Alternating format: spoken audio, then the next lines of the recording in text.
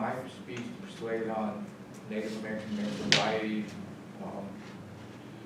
But before I get into the speech, I want to show you guys a tool that I use in my own sobriety. I don't know if you guys ever seen any of these, but they're called Chinese therapy balls. These were actually gifted to me by an ex-coworker of mine. His name was Fernando Claren. He was actually the investigator that I was replacing when I started working for Children and Family Services. It took me a while to earn his respect, but he kind of showed me the ropes of the job. And after a year of going through all the stuff I went through there, he gifted these to me. So I don't know, I guess it was like a sign of earning his respect for being there for that year and going through all the things that I went through. He gave these to me. Basically, this is a tool that I use in my sobriety every day if I'm stressed out. A lot of people, I don't see a lot of these anymore, but every so often, and when I feel overwhelmed or stressed out, I use these. You can kind of there's so many different things you can do, but I guess one thing that I learned about them is that they do translate into playing the guitar because it exercises the muscles in your fingers. So there's so many different patterns that you're supposed to use for them. I'm not a pro at it yet. I still got to put more time in with these. Well, I haven't had them for too long, but first we just kind of get used to moving them around in one hand and then going to the other. They can touch. And then another form that we use is having them not touch at all, but get used to them. I don't know, there's guys that can do them really fast. I can't do them that fast. And then they do different patterns, like a pattern 8 to in both hands, which I'm not doing a good job of showing you guys right now, but yeah, we use these. But when I use them, I like to sit in my room and just kind of do breathing exercises and kind of just take 4 seconds in and 3 seconds out, and then just listen to him. Fernando used to have him at his desk, and he would, whenever he was stressed out after having to do something for the department, he would just sit at his desk and he would hold him to his ear, and he would burn incense. There's so many things that he did in regards to his own sobriety. We kind of had similar stories growing up, but I'm gonna send these around and let you guys have a look at them. But I'll go into a little bit of my story, just what sobriety really means to me and what it's done for me. And I think the problem that we had in society, especially in Native American society, is that there's such a lack of sobriety in the men in our culture and just in our family systems. I know for sure that one constant that always stuck out to me in my experience with law enforcement and social work was that there was always a lack of a father figure in everybody's family system. And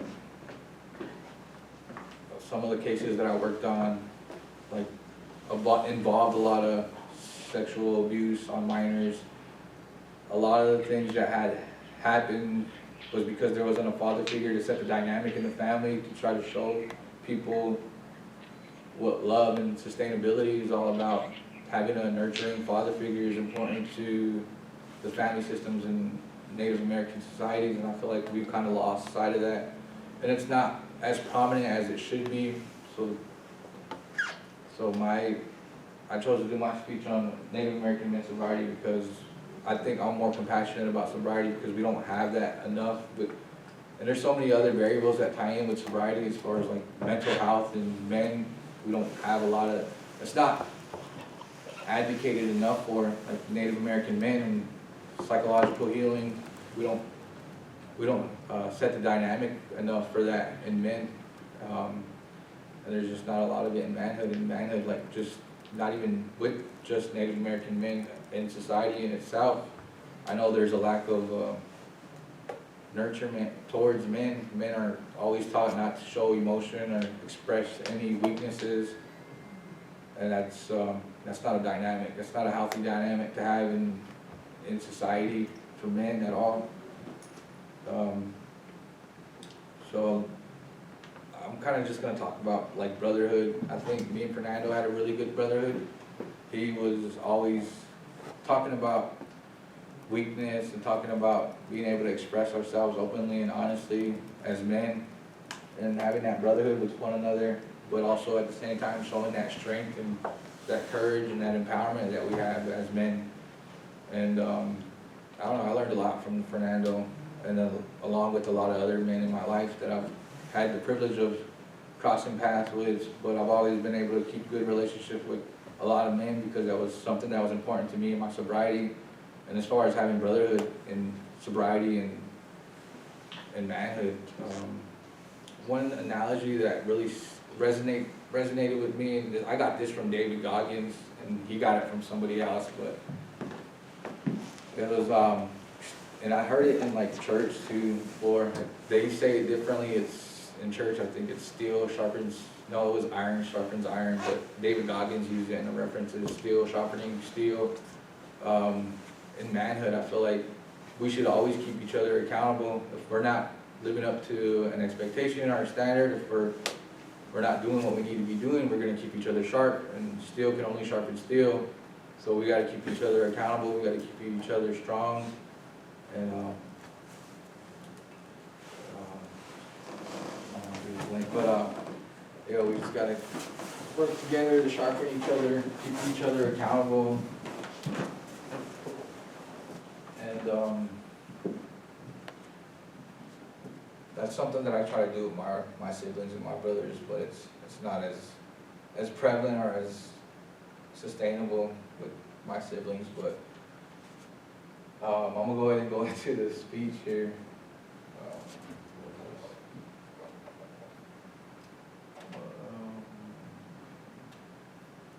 Okay, so according to O'Keefe Osborne, 2022 Native Americans Guide to Addiction and Recovery, American Indians and Alaskan Natives comprise only 1.7% of the population, but there are increased risk of drug and alcohol abuse compared to the other races. Although alcohol is the most frequently abused substance in this community, illicit drug abuse is also on the rise, especially among Native American youth.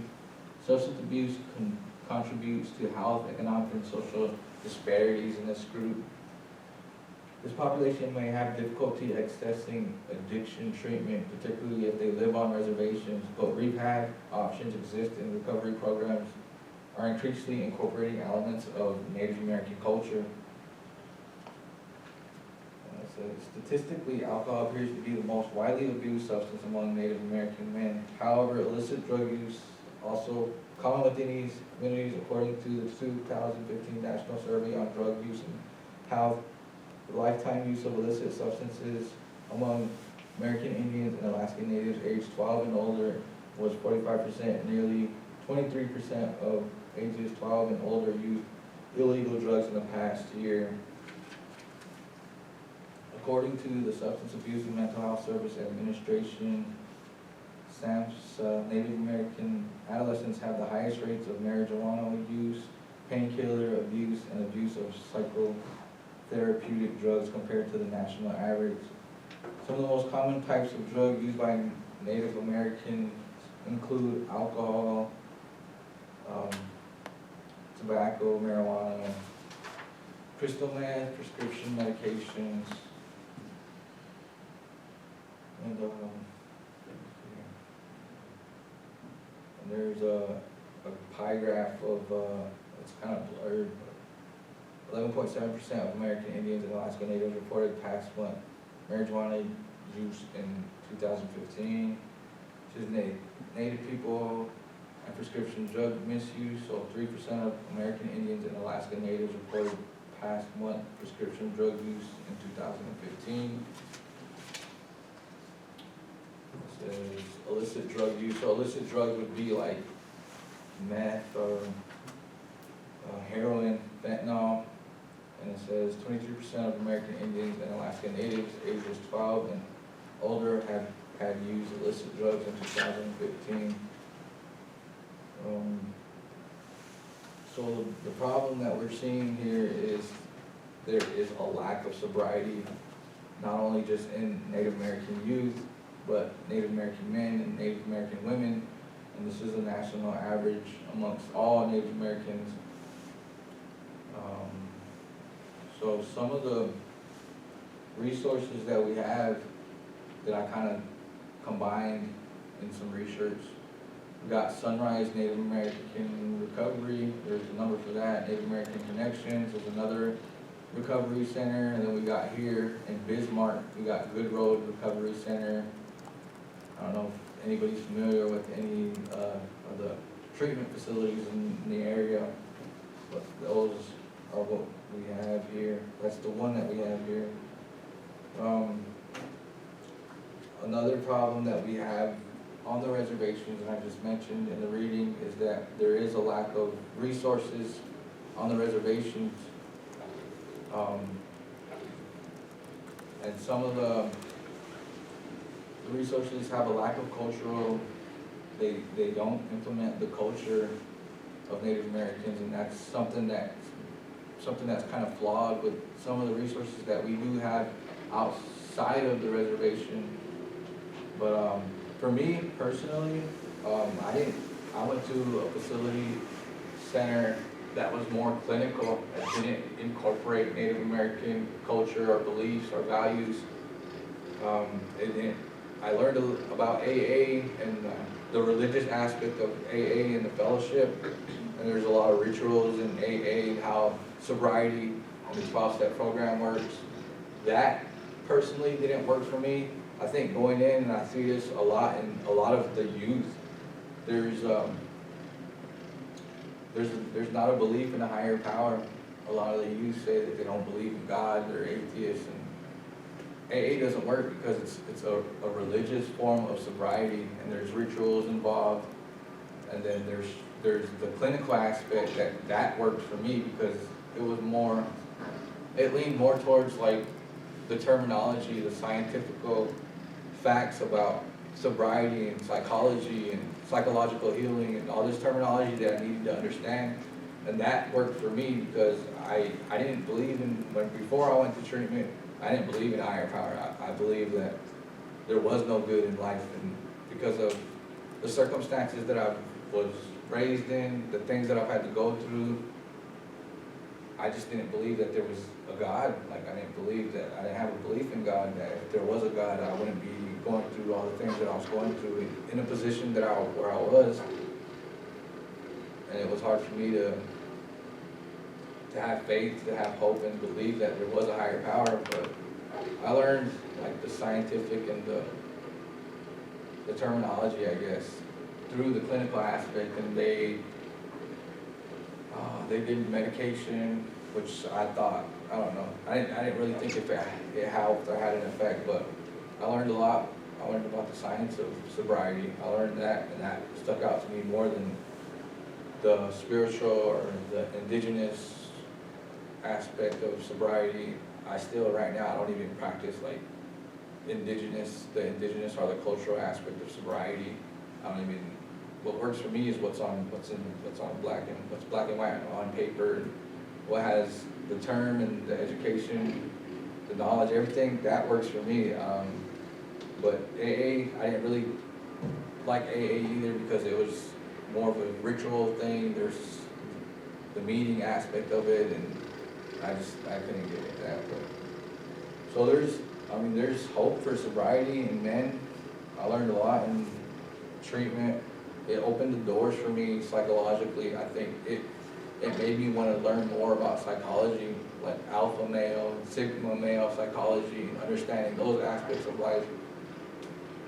And so I don't know, it brought more healing to me because I wanted to learn more about that.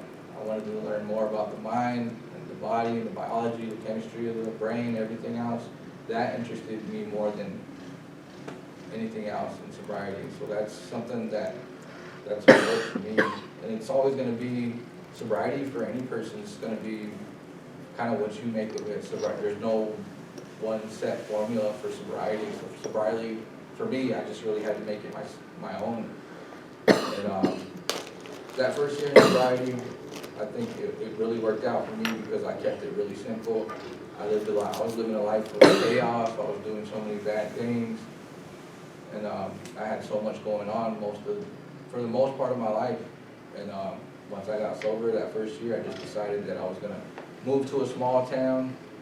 I was gonna partake in the lifestyle there. Didn't know what I was gonna, I was just working, being blue collar, and that, being humble and kind and just being respectful.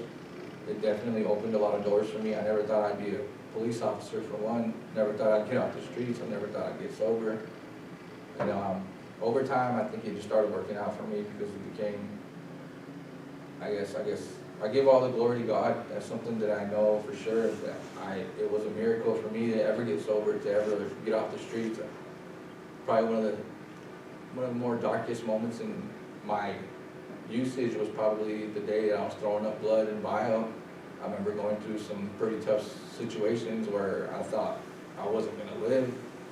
I remember being in situations where I was alone on an ER bed thinking, this is probably it for me. There's so many things that I went through on my own that led me to believe that there wasn't a God, that this is the way it is, and that corruption was really the only way to get ahead in life. But now it's so different for me now because I could never see myself going back to toxicity. And right now, I only aspire to be noble and honest and truthful, and to have those qualities, to be nurturing and loving as a man, as a father. And those are things that I live by.